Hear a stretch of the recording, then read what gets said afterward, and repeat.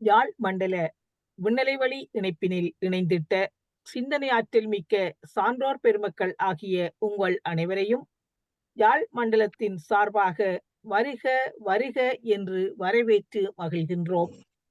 முதற்கண் என்றும் மார்க்கண்டேயனாக முன்னின்று உடற்பயிற்சிகளை இப்பொழுதும் செய்து காட்டிக் கொண்டு வரும் எங்கள் யாழ் மண்டல தலைவர் திருமிகு குழந்தைவேல் ஐயா அவர்களை தலைமையுரை ஆற்றிட அன்போடு அழைக்கின்றோம். வாழ்க வளமுடன் ஐயா. ஐயா இந்த மைக் வேலை செய்யலையோ? குழந்தைவேல் ஐயா. ஓகே.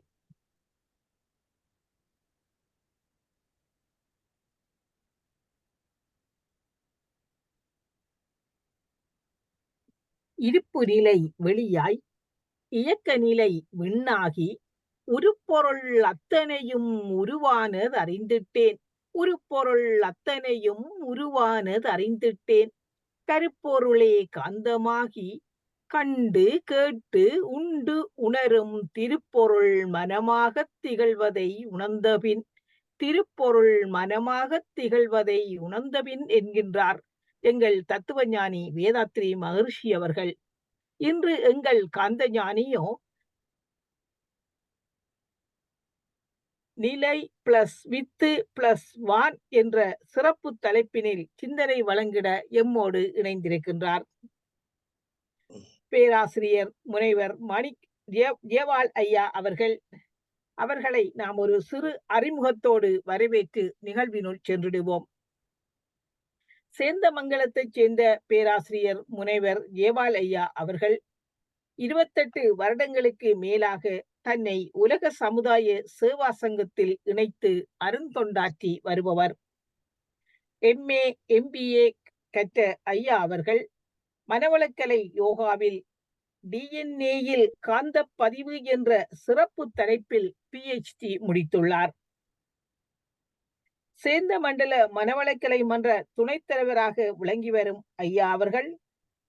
ஐயா அவர்களது கால்படாத இடங்களே இலங்கையில் இல்லை என்று கூறும் அளவுக்கு பலமுறை எங்கள் நாட்டுக்கு வருகை தந்து பலருக்கும் பயிற்சிகளை வழங்கியிருக்கின்றார். காந்த தத்துவ மேதையாக விளங்கி கொண்டு வரும் எங்கள் ஐயா அவர்கள் இன்று எமக்கு தனது விருப்ப தலைப்பான நிலை பிளஸ் வித்து பிளஸ் வான் என்ற சிறப்பு தலைப்பினில் சிந்தனை வழங்க இருக்கின்றார். ஐயா அவர்களை நாம் அன்போடு வரவேற்று அழைத்திடுவோம். வாழ்க வளமுடன் ஐயா. வாழ்க வளமுடன். வாழ்க வளமுடன் ஐயா. வாழ்க வையகம், வாழ்க வையகம், வாழ்க வளமுடன். குரு வாழ்க, குருவே துணை. சிந்தனையை உடல் நலத்தை சீரமைத்து உய்வித்த குருவே வாழ்க. மதிப்பிற்கும் போட்டுதலுக்கும் உரிய யாழ் மண்டல தலைவர் பேராசிரியர் குழந்தைவேல் ஐயா அவர்களுக்கும், நல்லதொரு தவற்றினை ஏற்றிருக்கக்கூடிய பேராசிரியர் தேவதாஸ் அவர்களுக்கும், பேராசிரியர் ரகுபாலா அம்மா அவர்களுக்கும், பேராசிரியர் மாணிக்க வாசகம் ஐயா அவர்களுக்கும், விண்ணிலை ஊடாக இணைந்து கொண்டிருக்கக்கூடிய இருபால்மை என்பவர்களுக்கும் என்னுடைய பணிவான காலை வணக்கங்கள். தலைப்பு ஏதோ பெருசா இருக்குன்னு நினைக்காதீங்க. நிலைய வித்வான் கிடைக்கலன்னா ஒவ்வொரு நிலையம் சொல்லுவோம். ரேடியோ ஸ்டேஷன் இருக்கு, நிலைய வானொலி நிலையம், காவல் நிலையம், பேருந்து நிலையம், ரயில் நிலையம், இப்படி எல்லாமே நிலையம்னு பேசுறோம். அந்த நிலையத்துக்கு ஆஸ்தான வித்வான்கள் இருப்பாங்க. அது எதுல இருந்தாலும் இருக்கலாம். நாதஸ்வர வித்வான், மிருதங்கம், தவில், புல்லாங்குழல், கவிதை, இப்படி எதுல வேணுமாலும் வித்வானா இருக்கலாம். அதுபோல யாரும் கிடைக்கலன்னா அவங்கள கொண்டாந்து வித்வானா போட்டுருவாங்க. அது நிறைவா செஞ்சு கொடுத்துருவாங்க. இது ஏன் இந்த தலைப்பு கொடுக்குறோம்? இது கொஞ்சம் பிரிச்சு போட்டிருக்கேன். நிலைய, அப்ப நிலைங்கிறது ஒண்ணு வச்சுக்கிறோம். ஏன்னா நிலை இருந்தா தான் நிலையம் அமையும். தேடி இருக்கிறோம். இதுக்கு யாரு? ரயில்வே ஸ்டேஷன் மாஸ்டர் அதுக்கு நிர்வாகம் பண்ணிக்கிட்டு இருப்பார். இப்ப இந்த பிரபஞ்சம் இருக்கு. இது யாரு ஆளுமை செய்றாங்க? அல்லது நிர்வாகம் பண்றாங்க? யாரும் இல்லாத பொழுதும் அதை எடுத்து செய்யறது ஆள் யார்? என்கிற கேள்வியோடு இது பிரிச்சு பிரிச்சு பார்க்கலாம். வித்வான் என்பதற்கு அறிஞன், புலவன், சிறப்பானவன், பாண்டித்தியம் பெற்றவன், மேதை, நிபுணத்துவம் வாய்ந்தவன் என்று சொல்லலாம். இப்ப நமக்கு இந்த வித்வான் அப்படியே பிரபஞ்சத்துக்கு எடுத்து போடுங்க. யார் அத நிர்வாகம் பண்றவங்க? தேடிக்கிட்டே இருக்கோம். நம்ம நம்மளை பத்தி மட்டும்தான் யோசிச்சோம். இதை தாண்டி நம்ம யோசிக்கவே இல்ல. அதனால எதை பத்தி யோசிக்கிறது? வான், வான் மண்டலம் அப்படின்னு பிரிச்சு எடுங்க. எதெல்லாம் வான்னு சொல்லலாம்? பூமிக்கு எல்லைக்கு அப்பால். பூமியோட எல்லை எது இருக்கும்? நீங்க சந்திரன் வரைக்கும் வச்சல, இல்ல சந்திரனும் பூமியும் சேர்த்து கூட வச்சுக்கங்க. அது எல்லைன்னு வச்சுக்கலாம். அதற்கு அப்பால் விரிந்திருக்கும் அனைத்தையும் எவ்வளவு தூரம் விரிஞ்சிருக்கு? நட்சத்திரங்கள், கோடான கோடி நட்சத்திரங்கள், இத்தனை ஒளியாண்டு தூரத்தில் இருக்காங்களே, அத்தனையும் உள்ளடக்கிய பரந்த வெளியை இந்த சொல் குறிக்கிறது. வான் என்பது. நாம அண்ணாந்து பார்க்கிறோம். கண்ணு கெட்டிய வரைக்கும் நட்சத்திரங்கள் இருக்கு. அப்ப இதை நிர்வாகம் பண்ணணுமே. ஒழுங்கமைப்போடு இருக்கேன். இந்த ஒழுங்கமைப்பை யார் செய்யறாங்க? என்னைக்காவது நம்ம கேட்டிருக்கோமா? நமக்கு அது தேவையில்லை. பசிச்சா சாப்பாடு, உடுத்துவதற்கு உடை, இருப்பதற்கு ஒரு வீடு, தூக்கம் வந்தா படுத்து தூங்குறதுக்கு ஒரு இடம் வேணும். இது இருந்தா நிறைவு பண்ணியிருக்கணும். எனக்கு அது போதும்னு சொல்றவங்க அதை நிறைவு பண்ணியிருக்கணும். நிறைவு பண்ண முடிஞ்சதா? இல்லையே.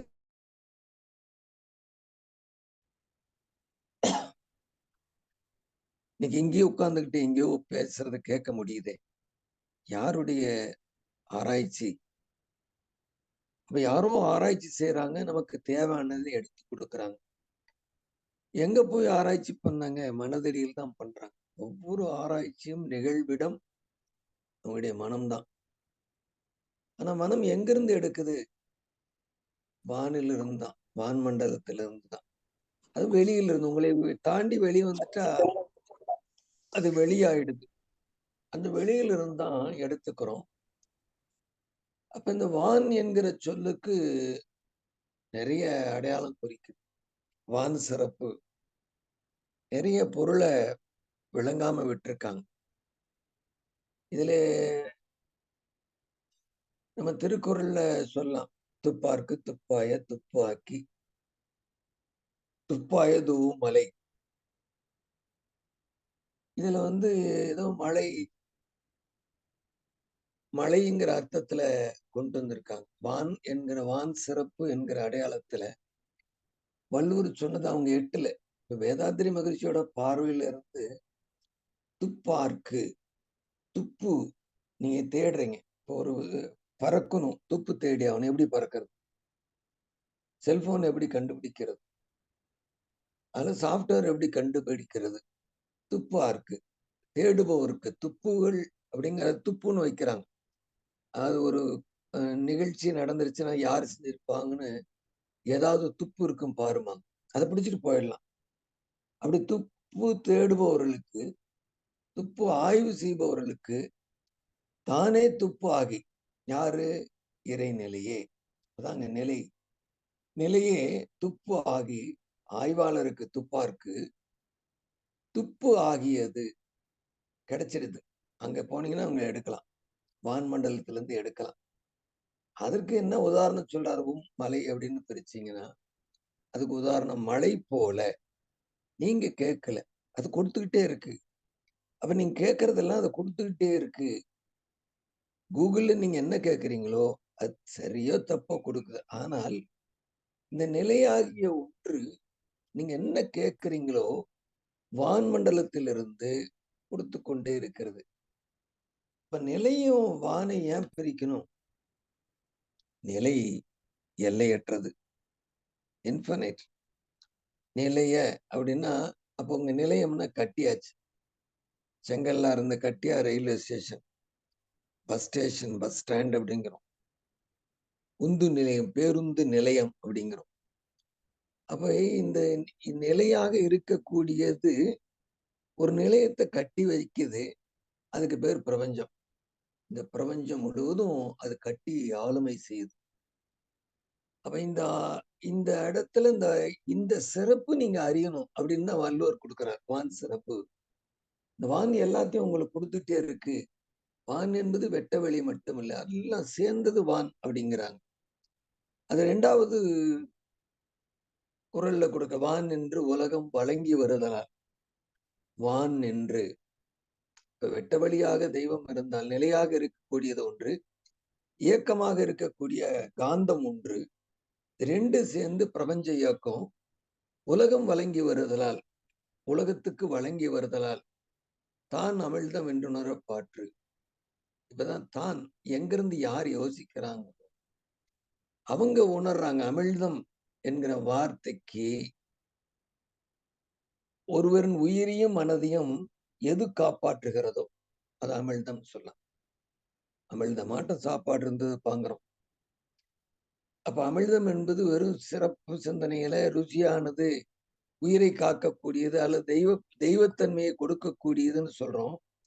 அப்ப தான் அமிழ்தம் என்று நீங்க நின்னு பார்க்கணும். எது? நானே இறைநிலை. இந்த பிள்ளையார்னு கேட்கிறவன். அப்ப இந்த பிள்ளையார்னு கேட்டுக்கிட்டே போனீங்கன்னா முடிவுல எண்டுல என்ன வருது? தத்துவமசி நான் அதுவாக இருக்கிறேன். அப்ப தான் அமிழ்தம் என்று உணர பாற்று. இந்த உணர்வு வரைக்கும் மனிதன் வர வேண்டியதாக இருக்கிறது. அதே மாரி 3வது குறள்ல சொல்றாங்க, நெடுங்கடலும் தண்ணீர்மை குன்றும் தடிந்தலிலே தான் நல்லாத்தாகிவிடின். நெடுங்கடலும் இத பரிமேல இலகரோ மத்தவங்கள சொல்றாங்க. ஆவியான இந்த நீர் மீண்டும் பூமிக்கு வராவிட்டால் கடல் கூட வற்றிவிடும் அப்படிங்கிறாங்க. நான் இதுல புரிஞ்சுகிட்டது, மகிழ்ச்சிக்கு பின்னாடி புரிஞ்சுக்கிறது, நெடுங்கடல், இது கடல்னு சொல்லல அவர். நெடுங்கடல் எங்க இந்த பிரபஞ்சம் முழுவதும் நெடுங்கடல்னு எடுத்துக்கணும். தன் நீர்மை, அதனுடைய இயல்புத்தன்மை குன்றும். எது மூலமாயிருக்கிற அறிவுத்தன்மை குன்றும். யாரால? தடிந்தெழிலி அப்படின்னா பூரித்து, அடடா இதுதான் எனக்கு கொடுத்திருக்கு, இது நான் எண்ணுவதனால் கெடக்கூடாது அப்படின்னு நல்லது செஞ்சீங்கன்னா, எப்படி கடலுக்கு நீரானது திருப்பி வருகிறதோ நமக்கும் அது திருப்பி வரும். நல்லதே திருப்பி வரும். நல்லது என்ன? நல்லதே திருப்பி வரும். அதுபோல இந்த வான்மண்டலத்தை நாம் எண்ணுகிற எண்ணம் கலங்கத்தை ஏற்படுத்தி கொண்டே இருக்கிறது. நீங்க நல்லதை எடுத்து கொடுக்கலைன்னா இந்த வான்மண்டலம் முழுவதும் தீமையாக மாறிவிடும். அவங்களுக்கு மட்டுமல்ல. அப்ப யாரோ ஒருத்தர் சொன்னாங்க, சிலர் பலர் இலராகிய காரணம் நோப்பார் சிலர் நோலாதார் பலர் அப்படிமா. யாரோ ஒருத்தர் சிலர் செய்யற தவத்தினால் இந்த உலகம் உய்வாக இருந்து கொண்டிருக்கிறது. நூலாதார் இருக்கிறதுனால இந்த உலகத்தை மாற்றி அமைத்துக் கொண்டே இருக்கிறோம். ஒழுங்கமைப்புக்கு மீறி நான் மாற்றிக்கொண்டே இருக்கிறோம். அது வேண்டாம். அதை தவிர்த்திருங்க. அப்ப வான் வான் சிறப்பு என்கிறதுல வள்ளுவர் கொடுத்தது மழையை பத்தி அல்ல, நம் மனதை பத்தி தான் பேசுறாங்க. மழையை ஓமையாக வைத்துக் கொண்டு நம்ம பேசுறாங்க. அப்ப இந்த மழை நமக்கு எப்படி கிடைக்குதோ, நீங்க கேட்டு வாங்கல, இயல்பாக மழை எவ்வாறு பெய்கிறதோ அதுபோல அது கொடுத்து கொண்டே இருக்கிறது என்கிற கருத்தோடு பார்க்கிறோம். அப்ப நிலைய வித்வான்னு சொல்றனே, நிலைய அலுவலர், நிலைய அதிகாரி, நிலைய ஆய்வாளர், நிலைய மேலாளர், நிலைய இயக்குனர், இப்படி எத்தனை வேணுமாலும் கொடுத்துக்கிட்டே போலாம். நிலையத்துக்கு அந்த நிலையத்தை சார்ந்த அத்தனை தகவல்களையும் அவங்க கிட்ட கேட்டு பெறலாம். நிலையத்துல இருக்கவங்க நிலைய வித்வான் கிட்ட எப்படி யாரும் இல்லைன்னா அவர்கிட்ட கேட்டு வாங்கிக்கிறோமோ, இந்த மனதை இளைய வித்வானிடம் நாம் ஒப்படைத்தால் நமக்கு என்ன தேவையோ, இந்த உடலுக்கு என்ன தேவையோ, இந்த உலகுக்கு என்ன தேவையோ, அல்லது நாம் எவ்வாறு இருக்க வேண்டும் என்கிறோமோ, அதுபோல இந்த வானின்றி அமையாது ஒழுக்கு அப்படிங்கிறார். நீர் போல நீரின்றி அமையாது உலகு. எப்படி தண்ணி இல்லாத இந்த உலகம் அமையாதோ, யார் யாருக்கும் எப்பேற்பட்டவங்களா இருந்தாலும் சரி, வான் என்று அமையாது ஒழுக்கு. ஒழுக்கம் இந்த இந்த பிரபஞ்சம் மனவெறிவு கொண்டு இந்த பிரபஞ்சம் முழுவதும் பார்த்தால் ஒழிய இந்த ஒழுக்கம் என்பது அமையாது. இதான முன்னோர்கள் சொன்னாங்க. இறையுணர்வும் அறநெறியும். மனதை வெறித்து வெறித்து இப்ப தவம் நடத்தணுமே, பேரியக்க மண்டலம் விரிச்சு நின்னு பார்த்தோம். ஏன் எதுக்கு அதை செய்யணும்? இவ்வளவுத்துல இருந்தையும் தேவையான சக்தியை நான் எடுத்துக்கொண்டு இருக்கிறேன் அல்லது கொடுத்து கொண்டிருக்கிறது. நம்ம எடுத்தாலும் சரி, அதை கொடுத்தாலும் சரி. எங்க கோள்கள், நட்சத்திரங்கள் 27 நட்சத்திரங்களை சொல்றவன் அத்தனையிலிருந்து சக்தி கிடைக்குது. சூரியன் 9 கோடி மைலுக்கு அப்பால் இருக்கிறது. இங்க இருக்க அருகம்புல்லுக்குள்ள குளோரோஃபில்லுக்குள்ள பூந்து ஸ்டார்ச்சை தயார் பண்ணுது. அப்ப இதெல்லாம் என்ன பண்ணுது? அது அருளிக்கொண்டே இருக்கிறது. வான் என்று அமையாது. இது நமக்கு தெரியணும். யாரோ கொடுக்குறாங்க, யாரோ சமைச்சாங்க, யாரோ போடுறாங்கன்னு இல்லாத இந்த அண்டம் முழுவதும் இந்த உடலுக்கு பயன்படுத்தி கொண்டிருக்கிறது. அப்ப இந்த வான் சிறப்பு என்பது மழையை மட்டும் கொடுக்கல.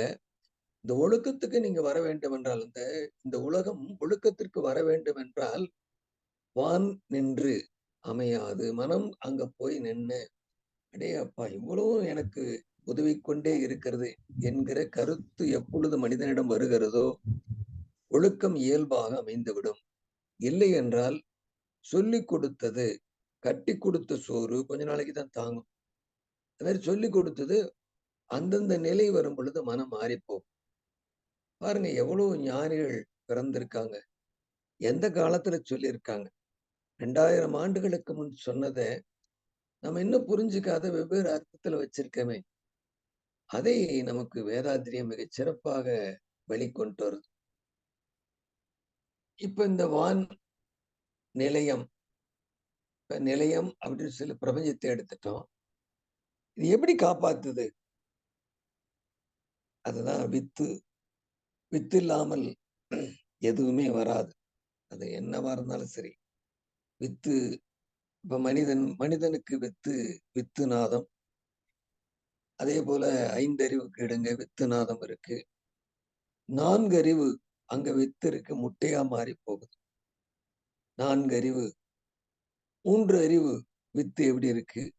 2 அறிவு அதே போல வித்து. புழுக்களுக்கு உடம்பு, எந்த உடம்பு துண்டித்தாலும், அந்த உடம்பே துண்டித்தாலும் அது மீண்டும் வளரும். மண்புழுவை 2ஆ வெட்டினீங்கன்னா சாகாது, மீண்டும் வளரும். ஒரு செக்மெண்ட் எடுத்துக்கிட்டு அது வளர ஆரம்பிக்கும். இந்த ரோஜா கட்டிங்க எடுத்து வச்சு நறுக்கி வச்சீங்கனாலும் வளர்வது போல அந்த தன்மை ஓரறிவில் இருந்து 2 அறிவுல இருக்கு, வித்தா இருக்கு. ஒரு செக்மெண்ட் எடுத்தீங்கன்னா அது வளர ஆரம்பிக்கும். அப்போ ஓரறிவுக்கு வித்து விதைன்னு சொல்றோம். மனிதனுக்கு வித்து நாதம் சொன்னா தாவரங்களுக்கு வித்து சொல்றோம். அப்ப இந்த பிரபஞ்சத்திற்கு வித்து எது? தேடி தேடி பார்த்தாங்க. வித்து எதுவாக இருக்கும் அப்படின்னு. ஞானிகள் இதை பிடிச்சிட்டாங்க. ஓ, இதுக்குள்ள இருக்க அறிவும் ஆற்றலும் தான்பா வித்து. இந்த பிரபஞ்சம் முழுவதும் பேராற்றலும் பேரறிவும் இருந்து கொண்டே இருக்கிறது. பிரபஞ்சத்துக்கு அப்பால் மூல நிலை இயக்கம் இல்லாமல் நிலையாக இருக்கிறது. ஆனால் இந்த பிரபஞ்சத்திற்குள் இயக்கமாக இருக்கிறது. அப்ப இந்த இயக்கத்திற்கு இருப்பு ஆகிய நிலையே காரணம். அதுதான் பேராற்றல், பேரறிவு, வற்றாய் இருப்பு, காலம் என்னும் வளம் 4 ஒன்றிணைந்த பெருவெளியே தெய்வமாம். இது எங்க சொல்ல வர்றோம்? தெய்வத்தை நாம் இது வரைக்கும் எவ்வளவு பார்த்துட்டு இருக்கோம்? இந்த பிள்ளையார் கோயில்ல, முருகன் கோயில்ல, விநாயகர் கோயில்ல, அல்லது சக்தி பீடங்கள்ல, அம்பாள் கோவில்ல, அந்த கருவறைக்குள்ள இருக்கிறத மட்டும் மட்டுமே தெய்வம் நினைச்சிட்டு இருந்தவன் மனசை விரிச்சு சொல்றாங்க. இறைவன் இல்லாத இடமே இல்லை. எங்க சிவன் கோயிலுக்குன்னு சொல்றோம். எங்க இருக்காரு அவரு? எங்கும் உள்ளார். ஈஸ்வர்ன்னு சொன்னா எங்கும் உள்ளார். அப்படி எங்கும் உள்ளதை நம்ம எங்க தேடுறோம்? கோவில் வழியாக தேடலாமே ஒழிய, கோவிலில் இருப்பது மட்டுமே தெய்வம்னு இது வரைக்கும் நமக்கு சொல்லிக் கொடுத்த பழக்கம் தான் நம்மளை இந்த போகவில்லை. அது நிலையாக இருக்கிறது. நிலையில்லாத இடமே இல்லை. இருள் எங்கும் பரவி இருப்பது போல இறைவன் எங்கும் பரவி இருக்கிறான். அவர் நீக்கமற நிறைந்துள்ளான். மகிழ்ச்சி சொல்றாங்க, எல்லாம் அல்ல தெய்வம் அது எங்கும் உள்ளது நீக்கமற. இதுக்கும் ஈஸ்வருக்கும் என்ன டிஃபரன்ஸ் இருக்கு? எங்க இருக்கிறார்? எங்க இருக்கிறார்? பூமிக்குள்ள, உடலுக்குள்ள இருக்கிறார். எந்த இடத்துலயும் அவர் இல்லாத இடமே இல்லை. அப்பேற்பட்ட நிலை ஒன்று, அலை ஒன்று, நிலைத்த ஒன்று இருக்கிறது. அதிலிருந்து எழுந்த அலை, அப்ப ஆற்றலும் அறிவும். அப்ப இத்தனைக்கும் வித்துன்னு சொன்னா நம்ம சொல்றது ஆற்றலையும் அறிவையும் தான் வித்துவா பேச முடியும். அப்ப இந்த நிலைக்கு வித்து, வான் உற்பத்தி சென்றதுக்கு வித்து ஆற்றல் என்கிற ஒன்றை கொண்டு இறைத்துகளாக மாற்றி விண்ணாக செய்து, அதுக்கு பின்னாடி நமக்கு எல்லாமே தெரியுது. எலக்ட்ரான், புரோட்டான், இது வரைக்கும் நம்ம வந்து ஒத்துக்கிறோம். எலக்ட்ரான், புரோட்டானை ஒத்துக்கிறோம். அது மூலத்தை தேடி போக மாட்டேங்கிறோம். யாரோ சொல்லி கொடுத்ததை மட்டும் வச்சுக்கிறோம். அதை தாண்டி போவதற்கு இது போல ஞானிகள் தான் நமக்கு உதவுறாங்க. அப்ப இந்த எலக்ட்ரானும் புரோட்டானும் எங்கிருந்து வந்தது? இன்னும் கொஞ்சம் கீழே இறங்கி போனா பிரிச்சு பார்த்துட்டாங்க. அதை பிரிச்சு நான் தான் உடைக்க முடியுதுன்னு விஞ்ஞானம் நிக்குது. இல்ல சின்னதா இருந்து தான் சேர்ந்தது. சின்னதுதான் சேர்ந்து சேர்ந்து பெருசா மாறுது. இது வேதாத்திரியம் தத்துவமும் அதுதான் சொல்லுது. அப்ப இந்த உள்ளுக்குள்ள இருந்து வந்து சேர்ந்து சேர்ந்து சேர்ந்து சேர்ந்து இந்த இறை துகளின் தோற்றம் இத்தனையுமாக மாறி இருக்கிறது. இத பிரம்ம அஸ்திரம் என்கிற அடையாளத்துல குறிப்பிடுறாங்க வைணவத்துல. இதை கொண்டே இந்த உலகினை படைத்தேன். யாரு சொல்றதா? இறைவன் சொல்றதாக. படைப்பு தத்துவம் இதை கொண்டே நான் மாற்றி அமைக்கிறேன். என்னுள் இருந்தே இது வந்தது. அதையும் சக்கராயத்தையும் பிரிக்க முடியாது. அதுபோல இந்த இறைத்துகளை கொண்டே இந்த பிரபஞ்சத்தை உருவாக்கி இருக்கிறேன் என்பது இறைவன் சொல்வதாக எடுத்துக்கொள்ளணும். அப்ப இந்த வித்து என்பதற்கு அறிவும் ஆற்றலும், வித்தை கொண்டே இந்த பிரபஞ்சத்தை படைத்தது நிலையாக இருக்கக்கூடிய ஒன்று, நிலையம் என்கிற பிரபஞ்சத்தை அமைத்திருக்கிறது. அப்ப இந்த பிரபஞ்சத்திற்கு நிலைய வித்துவான் யாருன்னு ஒரு கேள்வி போடும். இந்த பிரபஞ்சத்திற்கு நிலைய வித்வான் என்பது யாருன்னு சொல்லலாம். அப்ப நிலையாக இருக்கக்கூடிய ஒன்றை அலையாக இருக்கக்கூடிய மனதால தான் பார்க்க முடியும். அப்ப அலையும் மனதை நிறுத்தி பார்க்கணும். எங்க நிறுத்தி பார்க்கறது? நிலையோடு இணைச்சு பார்க்கணும். இதுதான் வான் சிறப்புல அவர் கொடுக்கிறார். கடிந்தெழிலும் தான் நல்காக நான் நல்காதாகிவிடணும். ஏன்னா அந்த தோற்ற மாற்றத்தில் எத்தனையோ அவதாரம் எடுத்துட்டோம். ஓரறிவுல இருந்து 5 அறிவு வரைக்கும், 5 அறிவுல இருந்து 6 அறிவு வரைக்கும் இந்த அறிவை எப்படிலாம் பயன்படுத்தியிருக்கோம். பிறர் வாழ்க்கை சுதந்திரத்தை, பிற பொருளுடைய தன்மையை எப்படியும் நான் வாழ்ந்தாக வேண்டும் என்கிற எல்லை கட்டி வாழ்ந்திருக்கிறோம். அத்தனை பதிவு வச்சுட்டு இன்னைக்கு மனிதன் இயங்கி கொண்டு இருக்கிறான்.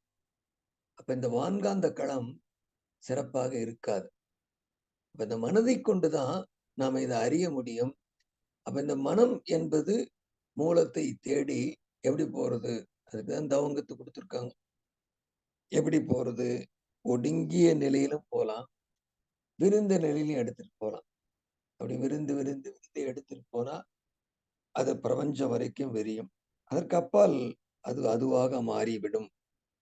உப்பானது நீரில் கரைந்தால் உப்பு நீர் ஆவது போல மனமானது வெளியில் கலந்தால் அல்லது இறைவனோட கலந்தால் மனம் இறைநிலையாகவே மாறி. இது எளிய தத்துவத்தை மகிழ்ச்சி ரொம்ப சிம்பிளா துரியாதிதவத்தை வச்சு நமக்கு விளக்கி இருக்காங்க. இந்த நிலைய வித்வானை எங்கெங்கயோ தேடணும். காடு மேடு கடன் அலைந்து திரிந்து எங்கெங்கே தேடணும். இருக்கும் இடத்தை விட்டு இல்லாத இடம் தேடினாங்க. இப்ப மனதடியில் தேடினால் இந்த நிலைய வித்வான் அகப்படுவார். எதுக்கு தேடணும்? நான் தான் நல்லா இருக்குன்னு நினைக்கிறவங்க யாரும் தேட வேண்டாம். எனக்கு வாழ்க்கையில இன்னும் இதெல்லாம் தெரியணும்னு நினைக்கிறவங்க தேடலாம். எனக்கு வாழ்க்கையில துன்பம் இருக்கு அப்படின்னுக்கவங்க தேடலாம். அது பெரிய கஷ்டமான வேலையா? இல்லவே இல்ல. தினம் போறோம், தூக்கத்துல போறோம். ஆனா உணரல. உணரும் என்கிற விழிப்போடு இருந்து அதை தேடினா நமக்கு கிடைக்கும். தேடும் விதத்தை வேதாத்திரியம் அடுத்திருக்கு. அப்ப இறைநிலையின் அறிவு தன்மாற்றம் அடைந்து படைப்பு தத்துவம் அல்ல, பிரபஞ்சமாக உயிர்களாக மனிதனாக உள்ளது. இது தெரிஞ்சனா எல்லை கட்டி இது என்னதுன்னு நம்ம சொல்லுவோமா? இல்ல, அது இறைவனதுதான். இந்த எல்லத்துல நான் எனக்கு எல்லை கட்டுறேன். என்னது? நான் என்பது இறைவனும், எனது என்பது இறைவனது என்கிற மனோபாவம் மாற்றம் வந்து விட்டால் நீங்க செய்ய வேண்டியது உலகத்துக்கு ஒண்ணுமே இல்லை. ஒவ்வொரு தனி மனிதனும் எப்படி வந்துட்டு மீண்டும் அது வெளியாக மாறி போகும். மழை வந்துட்டு கடலுக்கு போய் மீண்டும் ஆவியாகி ஒரு வாட்டர் சைக்கிள் அப்படின்னு சொன்னாங்க குரு. எப்படி நீர் சுழற்சி கடலுக்கு விழுந்து ஆவியாகி மேகமாகி மழையாக விழுந்து மீண்டும் சுழற்சி ஆகிறதோ, அதுபோல வெளியிலிருந்து இறைத்துகளாகி பஞ்சபூதங்களாகி அனைத்து உயிர்களாகி அல்லது பேரியக்க மண்டலமாகி மீண்டும் ஒரு நாள் அது வெளியாக மாறிவிடும். இது ஒரு சுழற்சி, இறைவனின் சுழற்சி. இந்த உணர்வு வரைக்கும் வந்துட்டா யாரும் யாருக்கும் துன்பம் தர மாட்டோம். யாராலும் நாம் துன்பம் அடையவும் மாட்டோம். இந்த பக்குவம் நமக்கு தேவைப்படுகிறது. யாரை உணர்ந்தால்? சாமியை கண்டால் மோட்சம் கிட்டன்னாங்க. இந்த வார்த்தையை வச்சுக்க எத்தனையோ வார்த்தை சொன்னாங்க. நிலைய வித்துவான கண்டால் நமக்கு மோட்சம் கிட்டும். எந்த நிலை? இந்த பஸ் நிலையம், பேருந்து நிலையம், ரயில் நிலையத்தில் இல்ல, பிரபஞ்ச நிலையத்தில் நாம் கண்டுகொண்டால், பிரபஞ்ச நிலையத்தில் உள்ள இறைநிலையை கண்டுகொண்டால், யாரையும் போய் நம்ம அடிச்சு திருத்தி சட்டம் போட்டு மாற்றம் செய்ய வேண்டியதில்லை. அவங்களாவே மாறிக்குவாங்க. தனக்கு எது தேவையோ அதை எடுத்துக்குவாங்க. தன்னால் எது முடியுமோ இந்த சமுதாயத்துக்கு கொடுத்துக்கிட்டே இருப்பாங்க. தன்னை தாண்டி எது கொடுத்தாலும் சமுதாயத்துக்கு தான். இவ்வாறான உணர்வை 5000 ஆண்டுகளுக்கு முன்னாடி இருந்து சொல்லிக்கிட்டே வர்றாங்க. நமக்கு எட்டல. ஆனால் நமக்கு எட்டும் விதமாக வேதாத்திரியம் ரொம்ப சிறப்பா சொல்லி வருது. ஏனென்றால் வருகிற தலைமுறை மிகச் சிறப்பாக அமைய வேண்டும் என்றால் நம்முடைய பங்கு அதற்கு தேவைப்படுகிறது. இவ்வாறான விளக்கங்களும் தேவைப்படுகிறது. அப்படி விளக்குவதற்கும் அவர்களுக்கு தேவையான பயிற்சி அளிப்பதற்கும் யாழ் மண்டலத்திலிருந்து நடத்தி கொண்டிருக்கக்கூடிய அத்துணை அன்பு உள்ளங்களையும் அருட்பேராற்றல் கருணையினாலும் அருட்தந்தையின் அருளாசியினாலும் உடல்நலம், நீளாயுள், நிறை செல்வம், உயர் புகழ், மெய்ஞானம் அங்கே வாழ்க என்று வாழ்த்தி நிறைவு செய்கிறேன். வாழ்க வளமுடன், வாழ்க வளமுடன், வாழ்க வளமுடன். வாழ்க வளமுடன் ஐயா. மிக சிறப்பான ஒரு சிந்தனையை கேட்டு மகிழ்ந்தோம். நிலை எல்லையற்றது, அது நிலையாக இருப்பது பிரபஞ்சம். அந்த பிரபஞ்சத்துக்கு வித்து அறிவும் ஆற்றலுமாக விளங்குகின்றது. அந்த நிலைய வித்துவானிடம் நாங்கள் மனத்தை ஒப்படைத்தால் அதுதான் அந்த வான் சிறப்பு. வான் சிறப்புக்கு மிக அழகான குரல்களை கொண்டு அழகான விளக்கங்களை தந்து அந்த வித்தை கொண்டே பிரபஞ்சத்தை படைத்து அந்த நிலைய வித்துவானாக அந்த அலையும் இயக்கமுமாக விளங்கிக் கொண்டிருக்கிறது என்றும் அந்த இறைநிலையினுடைய அறிவு தன்மாற்றம் அடைந்து இறுதியில் மனிதனாகி மீண்டும் ஒரு நாள் அது வெளியாகிறது. இந்த உணர்வு ஒவ்வொருவருக்கும் தேவை. இந்த பிரபஞ்ச நிலையத்தில் இறைநிலையை கண்டுணர்ந்தால் அது கண்டு உணர்வதற்கு எமக்கு இந்த பயிற்சிகள் மிக சிறப்பாக அமைகிறது. அப்பயிற்சிகளை எமக்கு தந்திட்ட குருபிரான் வேதாத்ரி மகர்ஷி அவர்கள் உலக சமுதாய சேவா சங்கத்தின் மூலம் இந்த பயிற்சிகளை எமக்கு வழங்கி கொண்டிருக்கின்றது என்று மிகவும் சிறப்பான ஒரு வித்தியாசமான கோணத்தில் நிலை, வித்து, வான் என்ற விதத்தில் எந்த நேரமும் ஆராய்ச்சியோடு இருக்கின்ற ஐயா அவர்கள் மிக சிறந்த ஆராய்ச்சியாக இன்றைய பொழுதை எமக்கு இன்பமயமாக மாற்றி அமைத்ததற்கு முதற்கண் நாங்கள் எங்கள் ஐயா அவர்களுக்கு நன்றிகள் கூறிக்கொள்ளுகிறோம். நன்றி ஐயா. வாழ்க வளமுடன். ஐயா அவர்களை வாழ்த்துவதற்கு பேராசிரியர் வேதநாயகம் அம்மா அவர்களை அன்போடு அழைக்கின்றோம்.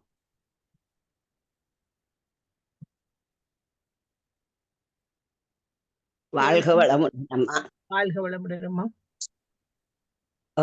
இன்றைய இனிய காலை பொழுதிலே நிலைய வித்துவான் என்ற அற்புதமான தலைப்பிலே அரிய சிந்தனை உரையை எமக்கு வழங்கி நிற்கின்ற எங்கள் மதிப்பிற்கும் அன்பிற்கும் உரிய பேராசிரியர் ஜெயபாலன் ஐயா அவர்களை நாங்கள் துரிய நிலையில் நின்று வாழ்த்துவோம்.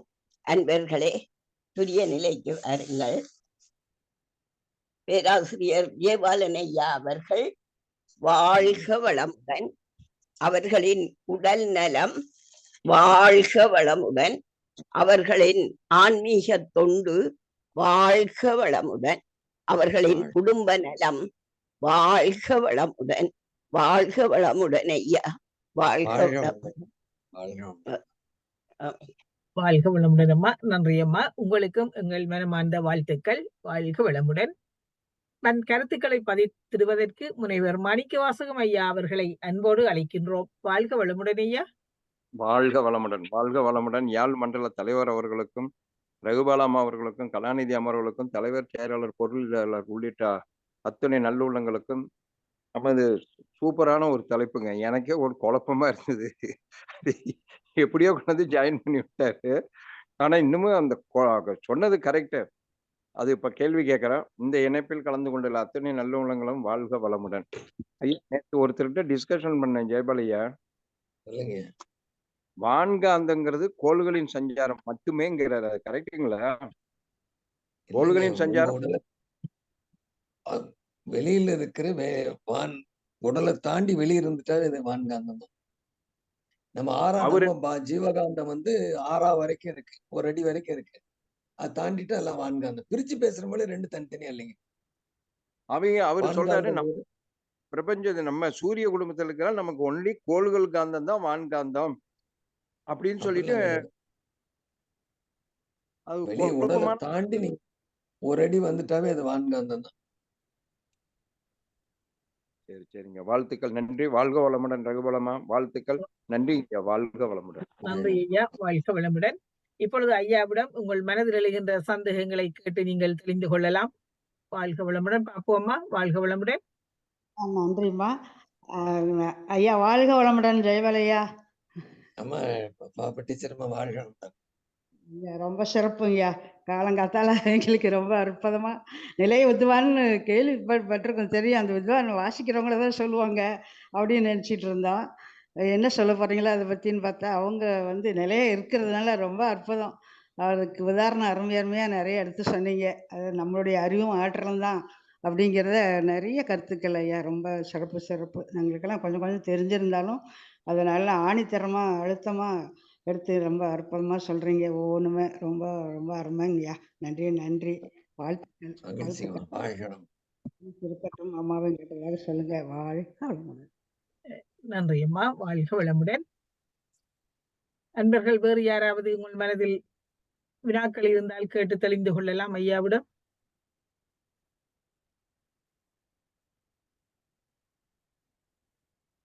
இல்லை, கேள்விகள் எழாத பட்சத்தில் நாம் நன்றி உரை வழங்குவதற்கு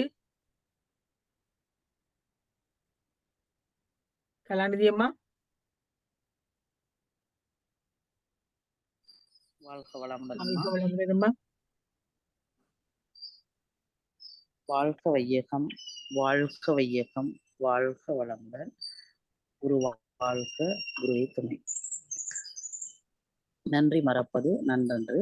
அந்த வகையிலே இன்றைய சிறப்பு சிந்தனை நிகழ்வில் ஒவ்வொரு விடயமும் சிறப்பாக நடந்தேறுவதற்கு அவர்களால் ஆன செயல்களை செய்தமையிட்டு அவைக்கு நன்றி கூற வேண்டியது நமது கடமை. அந்த வகையிலே சிறப்பு சிந்தனை உரையின் ஆரம்பம் இறை வணக்கம், குரு வணக்கத்தோடு சிறப்பாக இசைத்து ஆரம்பித்து வைத்த துணை பேராசிரியர் முருகேசபள்ளி அம்மா அவர்களுக்கு யாழ் மண்டலம் சார்பாக நன்றியை சொல்லி மகிழ்கின்றோம். அடுத்ததாக சிறப்பாக சுரியாதீத தவத்தை நடாத்தி தந்த பேராசிரியர் தேவதாஸ் ஐயா அவர்களுக்கும் நன்றிகளும் வாழ்த்துக்களும் உரித்தாகட்டும்.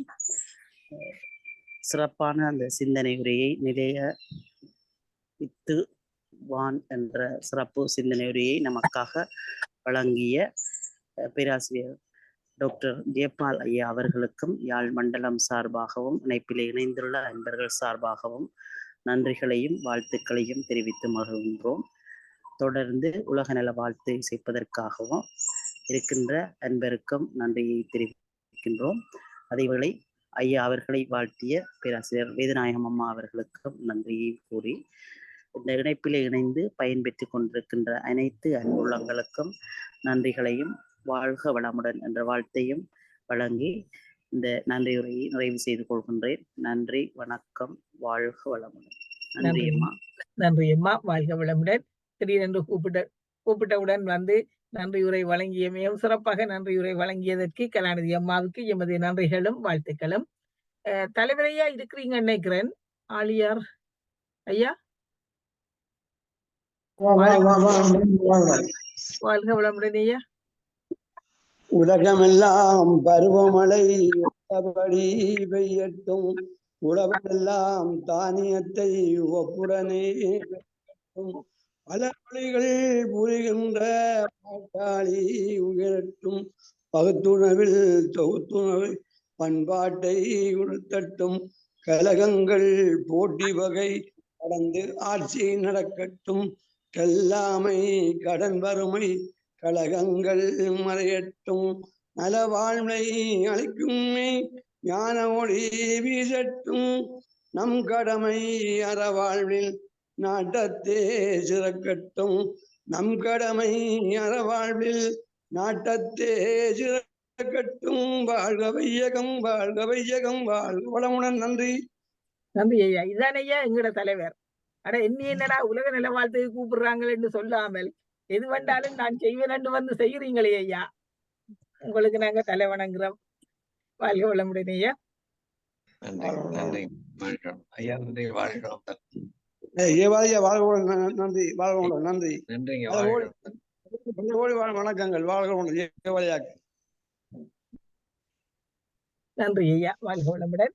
நிலை வித்து வான் என்ற தலைப்பிலே சிறந்ததொரு சிந்தனையாக எமக்கு சிந்தனையை வழங்கிய பேராசிரியர் ஜெயபால் ஐயா அவர்களுக்கு மீண்டும் மீண்டும் நாம் எமது நன்றிகளை தெரிவித்துக் கொள்வதோடு எமக்கு இப்பேராசிரியர்களை எல்லாம் இணைத்து தந்து கொண்டிருக்கின்ற மாணிக்கவாசகம் ஐயா அவர்களுக்கும் நாம் எமது நன்றிகளை கூறிக்கொண்டு, நீங்களும் உங்கள் அன்பு குடும்பமும் வாழ்க வளமுடன் என்று யாழ் மண்டலத்தின் சார்பாக உங்கள் அனைவரையும் வாழ்த்தி இந்த நிகழ்வை நாம் இனிதே நிறைவு செய்து கொள்கின்றோம். நாளை காலை சிறந்த ஒரு பேராசிரியரோடு இணைந்து கொள்வோம் என்று கூறி உங்களிடமிருந்து விடைபெற்றுக் கொள்ளுகின்றோம். நன்றி, வாழ்க வளமுடன். வாழ்க வளமுடன் ஐயா. வாழ்க.